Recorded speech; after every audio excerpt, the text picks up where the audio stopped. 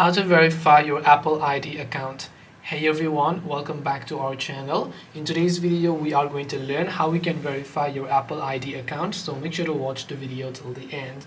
Now, in order to verify your Apple ID account, basically all you have to do is go ahead and then first of all, you want to make sure to launch the settings app. When you launch the settings app, you might actually get a pop-up right at the top that asks you to verify your Apple ID email.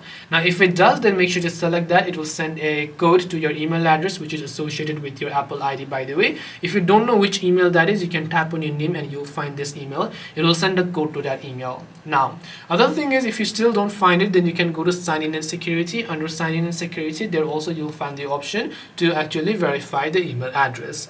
This way you can go ahead and then verify your Apple ID account. Hope this video was helpful.